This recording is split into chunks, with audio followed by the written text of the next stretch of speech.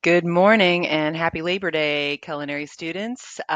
First of all, truly excellent job on our first major assignment, the What is Your Culinary Vibe intro discussion board. Y'all brought the sizzle and you brought the steak.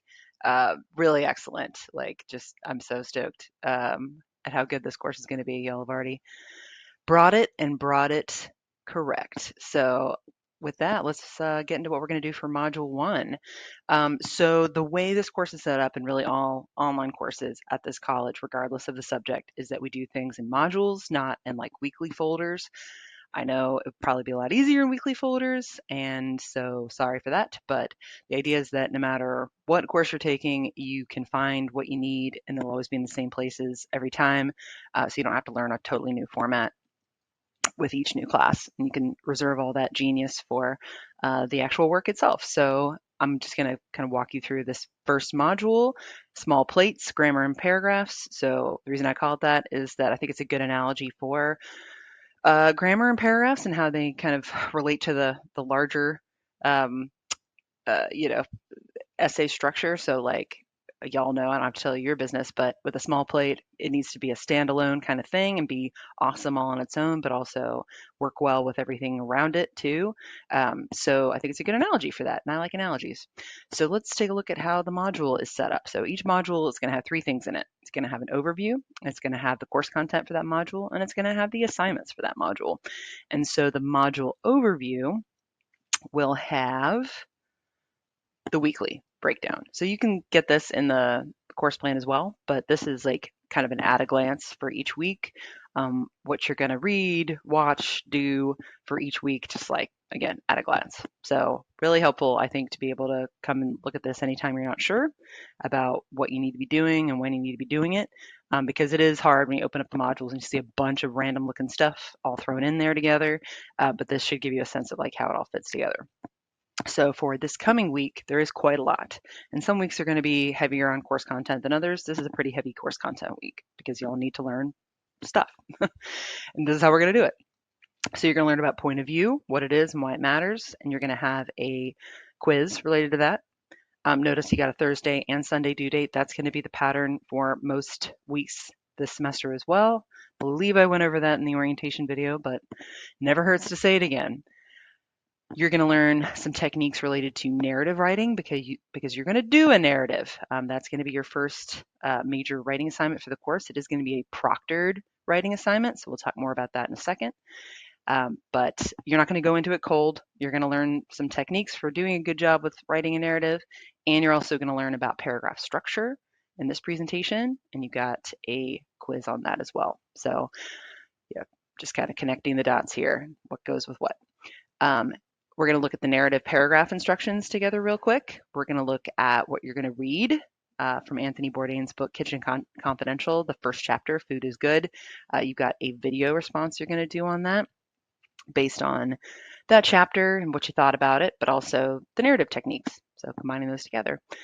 You've got some Bedford readings related to the grammar stuff. Like I told you in the orientation, it's not the most exciting book. You're not going to use the whole thing, but the parts you're going to use, you are definitely going to use.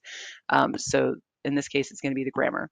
So you're going to start with run-ons and comma splices and fragments, and you're going to do a quiz on that. Though you do have the opportunity to do practice questions as well, and you can do them as many times as you want until you feel like you really got it. So that's not required. It's not part of your grade. None of your scores really, affect your grade in any way. But yeah, do ye what you will. So yeah, let's go ahead and get into it. That's week 2. We'll talk about week 3 in a minute. You got other stuff for that. Okay, so that's the overview. Course content. Let's get into it. Okay, so here are those practice questions I told you about. Here are those tutorials. Let's talk about the chapter. So this is the entire book, Kitchen Confidential. It's the only place I could find it for free online. So I'll just go ahead and give you the hint. You can go straight to page 4 and it'll take you right to Food is Good. That's the only part you need to read, starting with my first indication that food was something other than a substance, one stuffed into one. All right, I'll let you read it for yourself. You are only going to read, I know you're like, that's tiny writing and it's single space. Yeah, well, it's good though. There's some French thrown in there too. And then we're going to stop at that. Okay, I'm not saying you can't read the whole novel. You totally, well, not novel, but memoir. You totally should. It's fantastic, but maybe not right now. Save that for later. A little treat, some dessert at the end of the course, if you will. So you only need to read that. That's all you're going to be talking about. So don't freak out and think you have to read the entire book. You do not, just that part. And that's where you're going to find it. Here's that paragraph structure presentation. Okay. And then we're going to hold off on these guys for just a second. So the assignments, right? This is the actual quiz. I would not recommend going in to take it until you get 2 chances, just like the other quizzes you did this week. I wouldn't recommend going in to take it until you have read the chapters and maybe done the practice questions a few times and you feel fully ready to do it. It is timed and you get two opportunities, highest grade sticks. Okay. After you have read the Food is Good chapter of the book and also gone through the narrative techniques presentation pretty carefully and read through that, you're going to do a video response rather than a written response because that's just a little bit more fun. Please don't use AI to write your response for you. I'll probably be able to tell when you're reading it because it has a sound to it at this point. So here's what I want you to talk about. What did you like or dislike about the way that Bourdain wrote the story? What techniques did you notice him using to tell that you might want to use yourself or avoid in your own food narrative paragraph, and why? Please be specific. We'll talk about what you're actually going to write for that paragraph in a moment. Here are those quizzes on those tutorials. And here's the actual place you're going to go and do the food narrative paragraph when you are ready by the end of the week. It is proctored, meaning that it's under time conditions. Your computer screen is going to be recorded the whole time. So anything outside of the Blackboard page that you're on is going to be recorded. You can't use anything outside of your own brain and your own hands, okay, to write this. So, but again, you can prepare by having looked at the instructions first. So now we're back up in course content, okay? So let's look at the instructions. I always give you the instructions before you have to do an assignment. You can click on it to look at them, or you can hit the 3 buttons and actually download it to your computer. It's up to you. So again, this is just a paragraph. You're not writing a whole essay, just one single paragraph. And I always give you like the purpose of the assignment before you do it. So please read through that. But just in terms of the task, you're just going to write a single uno, ein paragraph that tells the story of a positive food-related memory from your past that has contributed to your identity as a chef. So how long? Between 250 and 400. You really don't want to go over that because now you're getting into essay territory. It is not an essay assignment. So the paragraph tutorial, like the paragraph structure one, talks about topic sentences and content that goes in a paragraph and like what makes it an actual paragraph. It's really not about length, but I know having a length requirement is helpful, gives you something to aim for. So make sure you go through that pretty carefully before you try to write this thing so you even know what I'm talking about here with topic sentence. But I tell you exactly what you need to have in it, right? Don't make me wait to find out what this positive experience was and when it happened. That's going to be the first sentence. All right, Bourdain does that too in his, so it's a good example. And then you're going to focus on one single experience, and then tell me lots about that. So in writing, it's always better to say a lot about a little than a little about a lot. So I don't want to hear about every single thing that ever happened to you leading up to this point in your life that made you want to be a chef. Don't do that. Pick one thing. So like if I had to pick something, I would pick the time that I went crabbing on the dock with my friend, my grandparents' dock, and we ended up catching like so many crab. Well, we tried to do it with the lure and the hook and everything, and that was not very very successful. We caught nary a crab that way. It's really hard. But the crab pots that my dad helped us throw out, just in case the other one didn't work out. Thanks, Dad. We caught tons, and so we were able to. My dad showed me how to clean them and how to cook them, and I ended up feeding like my very large family that night. And it was I learned that day that I love feeding people, and I really love being able to like get that food from the natural world and then prepare it and serve it up to people. I could tell you all about that in much better detail if I had a paragraph to do it, but That's your job. Okay, so that's the one thing I would focus on telling, not everything up to my life in my life up to this point. Y'all already kind of hit that with the culinary vibe thing. Okay, and then you're going to end the paragraph with a final thought that sums up how it contributed to your identity as a chef. Okay, so tell me what you're going to tell me, and then tell me, and then tell me what you just told me. That's how it works. Okay, you need to have a title for this. Don't call it paragraph one. Don't call it food narrative. Mine would be. It doesn't have to be cute or clever. I could just call mine crabbing on the dock. I would probably take a second to think of something better, but you've got time between now and then. But that would work fine. That would be totally fine. And then remember, you got 2.5 hours, and I know you're thinking like this isn't fair. This isn't a good, or maybe you're not. I don't know what you're thinking. But if you're thinking that, um, like 2.5 hours is plenty of time to do a good job on a paragraph. That's about how long you'd probably take, IRL. So use the full time that you have. Go back and if you want to like, write out a few things in the text box because that's where you're going to put it in the text box. Type it in there just like you did for the discussion board, or you should have done.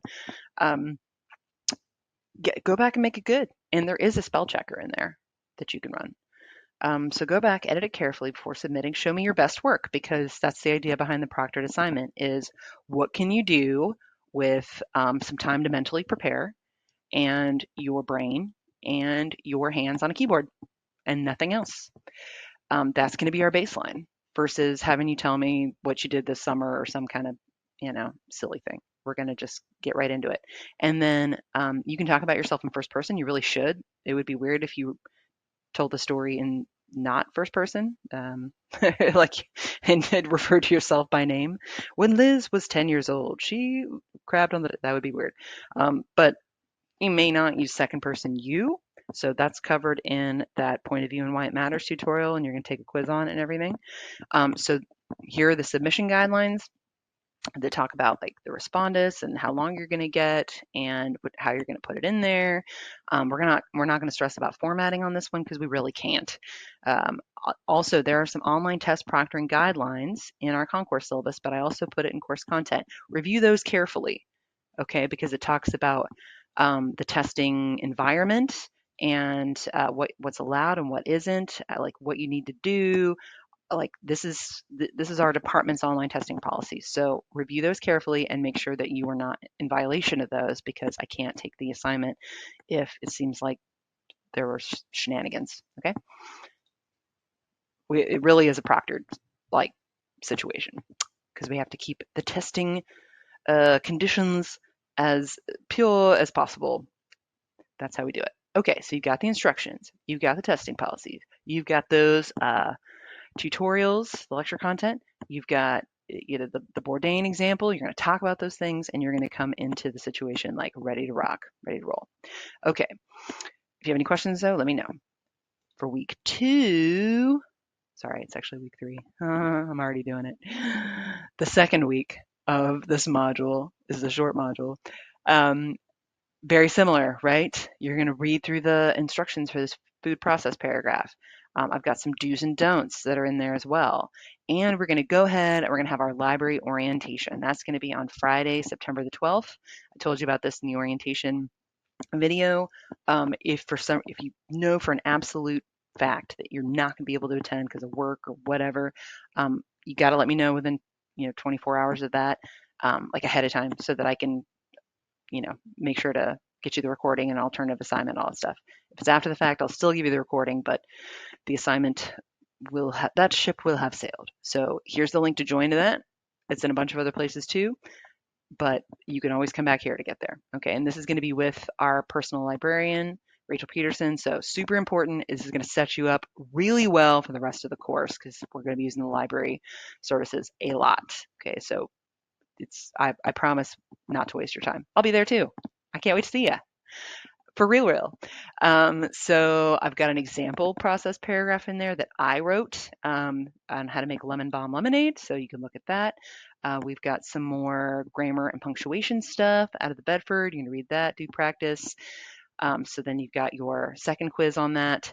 You've got your food process paragraph due Sunday. And this is the assignment that you're going to turn in. You're going to get this at the actual session from the librarian, Rachel Peterson, and you're going to turn it in by the end of the weekend. Okay, so Yeah, don't stress. Just keep on keeping on, plot on. You guys are doing great. You really knocked it out of the park with the first major assignment with that discussion board. So I am feeling extremely confident and good about y'all and how this course is going to work out for everybody. So just keep doing what you're doing, and you're going to be a-okay. But if you have any questions or you get confused or turned around, I'm only a message away.